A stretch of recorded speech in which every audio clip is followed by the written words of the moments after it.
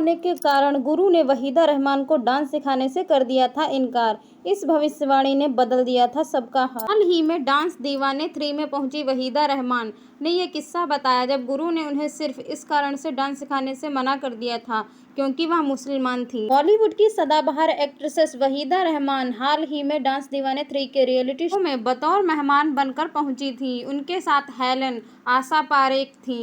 इन तीनों एक्ट्रेसेस ने 50 और 60 के दशक में हिंदी सिनेमा में तहलका मचा दिया था।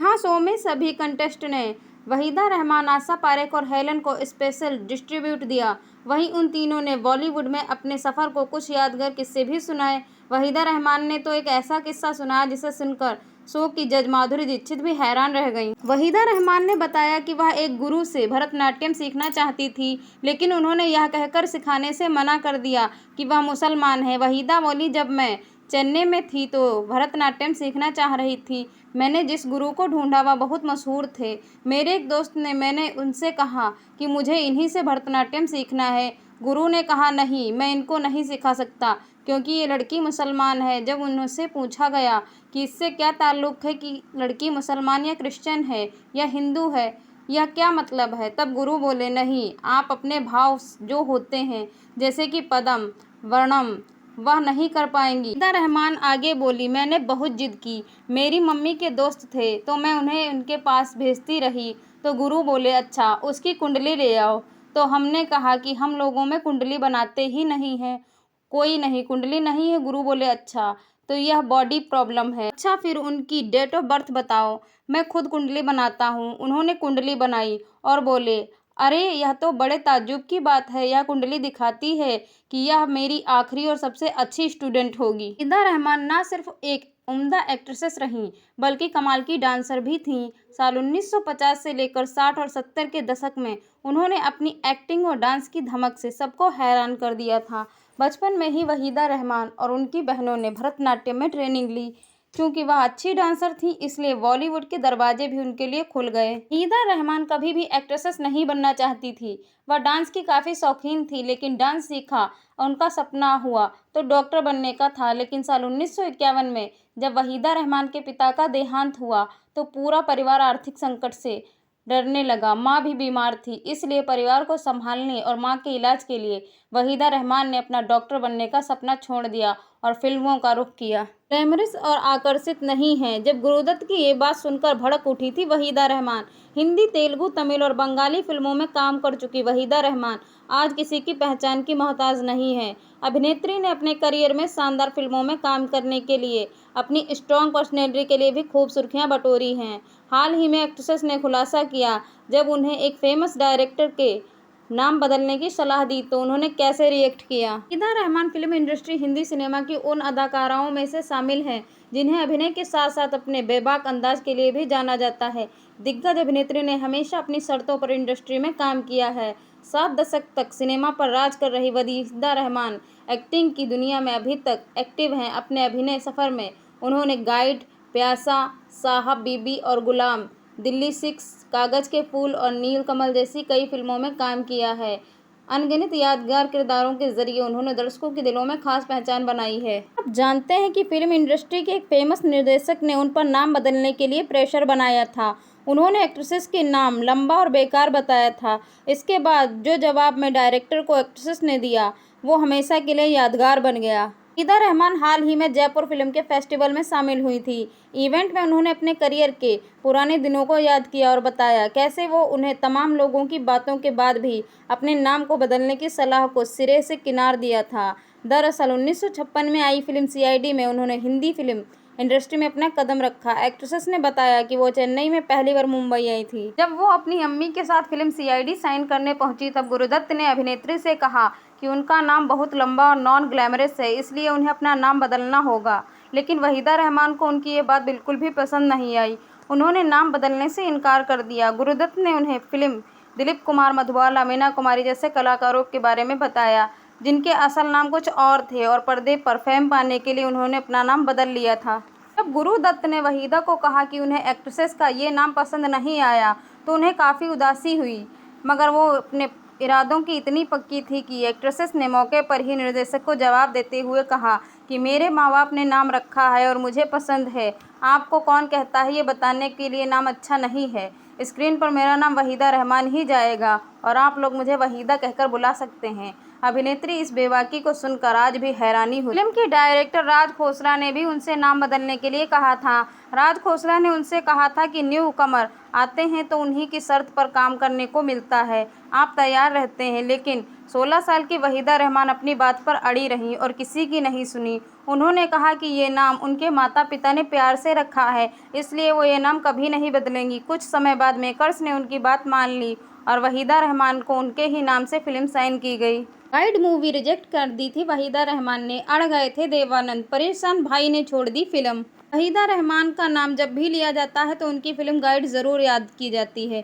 लेकिन क्या आप जानते हैं इस फिल्म के लिए वहीदा डायरेक्टर्स की पहली पसंद नहीं थी, लेकिन देवानंद हर हाल में वहीदा को ही फिल्म में कास्ट कराना चाहते थे। बॉलीवुड डेब्यू से किया था वहीदा रहमान की साल 1956 में आई फिल्म सीआईडी सुपरहिट रही। इस फिल्म में वहीदा रहमान का अभिनय देखकर देवानंद से खूब प्रभावित हुए थे। इस फिल्म के बाद जोड़ी ने गाइड में काम किया और बॉक्स ऑफिस पर जबरदस्त कमाई की। विजय आनंद के निर्देशन में बनी यह फिल्म सफलता का इतिहास रच दिया। उनको हैरानी होगी ये जानकर इस फिल्म के लिए वहीदा रहमान रिजेक्ट कर दी गई थी, लेकिन देवानंद की पहली और आखिरी पसंद वहीदा रहमान ही थी। 60 और 70 के दशक की मशहूर एक्ट्रेसेस वहीदा रहमान आज भी एलिगेंट लगती हैं, लेकिन गाइड फिल्म के समय उनके लुक की वजह से डायरेक्टर्स ने फिल्म में लेने से इनकार कर दिया था। गाइड हिंदी और द गाइड इंग्लिश में बनाई गई थी। वहीदा ने एक इंटरव्यू में बताया कि गाइड फिल्म में हिंदी डायरेक्टर चेतन आनंद और अंग्रेजी के डायरेक्टर डेड डिलियोकॉनी ने मुझे फिल्म में लेना चाहते थे। लेकिन दोनों को मेरा चेहरा पसंद नहीं था और ये भी कहना था कि मेरी इंग्लिश भी अच्छी नहीं है। 1965 में आई फिल्म गाइड को देवानंद और वहीदा रहमान के बेस्ट परफॉर्मेंस के लिए याद किया जाता है। ये फिल्म R.K. नारायण के प्रसिद्ध उपन्यास द गाइड पर बनी है। देव साहब की पहली कलर फिल्म थी। अपनी ऑटोबायोग्राफी रोमांसिंग विद लाइफ में देवानंद ने बताया कि किताब में मैंने जब पढ़ा तो रुक ही नहीं पाया। पर्ल पर ब्रेक और फिल्म के अंग्रेजी संस्करण के लिए डील पक्की हुई। हिंदी के अनुवाद किया गया। हिंदी में बनी गाइड और अंग्रेजी में बनी द गाइड दोनों अलग अलग फिल्में हैं। हिंदी फिल्म की कहानी को उस समय के भारतीय दर्शकों के हिसाब से पढ़ा गया। मीडिया रिपोर्ट्स की माने तो गाइड को पहले राज खोसला डायरेक्ट करने वाले थे और उनके साथ वहीदा का किसी बात पर विवाद हो चुका, जिसकी नाराजगी के चलते उनके साथ फिल्म में काम करने के लिए तैयार नहीं थे। देवानंद साहब ने अपनी फिल्म में वहीदा रहमान को हर हाल में लेना चाहते थे। जब उन्हें पता चला कि वहीदा के इनकार के पीछे राज खोसला हैं, तो फ़ोन करके उन्हें काफ़ी समझाने बुझाने की कोशिश की। वहीदा अपना फैसला बदलने को तैयार नहीं थी, चूँकि निर्माता देव साहब ने हर हाल में वहीदा को रोजी के रोल के लिए देखना चाहते थे, लिहाजा फिल्म के डायरेक्टर ही बदल गए। गाइड की निर्देशन का जिम्मा देवानंद के भाई चेतन आनंद को सौंप दिया गया। चेतन ने वहीदा के साथ काम करने से इनकार कर दिया। वहीदा अंग्रेजी बोलना नहीं जानती थी और उनका लुक भी उन्हें काफ़ी पसंद नहीं था। कहते हैं कि देव आनंद रोजी की भूमिका में वहीदा को कास्ट करने के लिए जिद पर अड़ गए। देव साहब ने कह दिया, मुझे कोई फर्क नहीं पड़ता, फिल्म की रोजी वहीदा ही होगी। वहीदा रहमान ने अपने एक इंटरव्यू में बताया था कि चेतन साहब प्रिया राजवंश को गाइड में लेना चाहते थे, लेकिन देव साहब को डांसर चाहिए थी और प्रिया डांस नहीं कर सकती थी। फिर इस पर फिल्म निर्देशन का जिम्मा विजय आनंद को मिला। उन्होंने शानदार तरीके से फिल्म बनाई।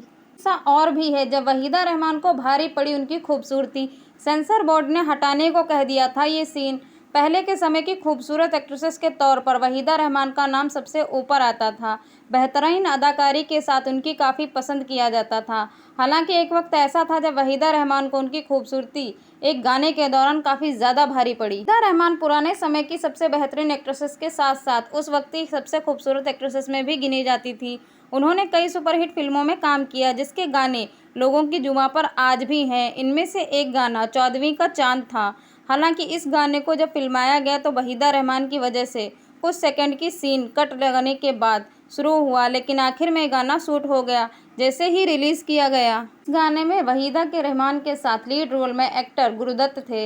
इस गाने को शूट करने के लिए शानदार सेट बनाया गया। इस गाने की सीन हटाने के बारे में वहीदा रहमान ने कपिल शर्मा के शो पर खुलासा किया था।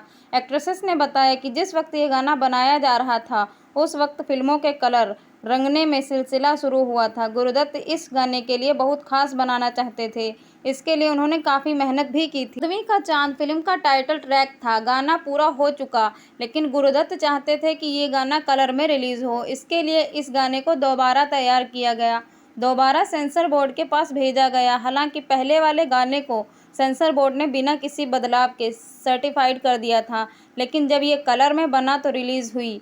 वहीदा रहमान एक सीन को हटाने की बात सामने आने लगी। गाने में वहीदा के सीन के बारे में जब पूछा गया तो सेंसर बोर्ड ने कहा कि एक सीन में जब गुरुदत्त को मुड़कर देखती हैं तो उनकी आंखें लाल नज़र आती हैं, जो कि काफ़ी सेंसुअस लगती हैं। सेंसर बोर्ड की इस बात को सुनने के बाद गुरुदत्त ने आपत्ति जताते हुए अपनी बात रखी और कहा, ये गाना पति पत्नी पर फिल्माया गया है, लेकिन अगर दोनों सीन में लिपटे नहीं हैं तो किसी और को क्या परेशानी हो सकती है। एक्टर का लॉजिक गाना काम पर आया और सीन को बिना किसी कट के रिलीज़ किया गया। अमिताभ बच्चन और वहीदा रहमान कई फिल्मों में साथ में नजर आ चुके हैं। उन्होंने फिल्म कभी कभी में पति पत्नी का रोल किया, तो वहीं फिल्म त्रिशूल में उन्होंने माँ बेटे का रोल प्ले किया था।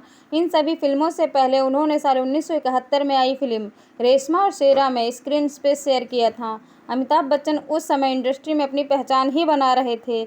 इस फिल्म में उनका छोटा सा रोल था। इस फिल्म में एक रोल था जिसमें वहीदा रहमान को बिग बी को थप्पड़ मारना था। डायरेक्टर ने वहीदा से कहा वो थप्पड़ जोर से मारे, लेकिन इस बीच अमिताभ बच्चन की मां तेजी से बच्चन सेट पर आ गई थी और उनसे अमिताभ का दर्द देखा नहीं जा रहा था। वहीदा और गुरुदत्त के बीच अफेयर की खबरें भी थी, जो कि फिल्म प्यासा और कागज़ के फूल जैसी फिल्मों के दौरान शुरू हुई थी। गुरुदत्त पहले से शादीशुदा थे, जिनके लिए वहीदा रहमान से रिश्ते काफ़ी मुश्किल थे। गुरुदत्त की रहस्यमय परिस्थिति में मौत के बाद वहीदा को उनकी मौत का जिम्मेदार ठहराया गया। हालांकि उन्होंने कभी हार नहीं मानी। कुछ रिपोर्टर्स के अनुसार गुरुदत्त की मौत के बाद वहीदा ने अभिनेता कमलजीत से शादी कर ली। वहीदा रहमान को फिल्म सीआईडी में काम करने के लिए अपना नाम बदलने की सलाह दी गई, लेकिन उन्होंने इनकार कर दिया। उन्होंने दो शर्त रखी, उनकी मां उनके साथ सेट पर रहेंगी और वह कॉस्ट्यूम खुद ही तय करेंगी। वहीदा रहमान ने बताया कि 16वां साल में एक सीन था जहां उनके किरदार के कपड़े गीले हो जाते हैं और उन्हें कपड़े बदलने होते हैं। उन्होंने कहा, मुझे कपड़े दिए गए जैसे ही मैं पहनना नहीं चाहती थी। आँख मनाने के बाद भी जब वहीदा रहमान के घरवाले नहीं दे रहे थे रिश्ते को मंजूरी, तब फरिश्ता बनकर आए थे सलीम खान। वहीदा रहमान और कमलजीत की शादी से एक्ट्रेसेस के घरवाले खुश नहीं थे। लाख मनाने पर भी जब घरवाले नहीं माने, तब वहीदा ने दोस्त सलीम खान की मदद ली। मीडिया रिपोर्टर्स की माने तो कमलजीत को वहीदा बहुत पसंद थी और उन्होंने ही एक्ट्रेसेस को शादी के लिए प्रपोज किया था। कहते हैं कि एक्ट्रेसेस के परिवार वालों को ये रिश्ता बिल्कुल भी मंजूर नहीं था। कमलजीत विपरीत धर्म से थे, इसलिए परिवार वाले इस रिश्ते के खिलाफ थे। वहीदा रहमान और कमलजीत एक दूसरे से बहुत प्यार करते थे और शादी भी करना चाहते थे, लेकिन एक्ट्रेसेस अपने घरवालों की नामंजूरी के कारण काफ़ी परेशान थी। ऐसे में मशहूर राइटर सलमान खान के पिता सलीम खान ने उनका साथ दिया। उनके पड़ोसी भी थे, इसी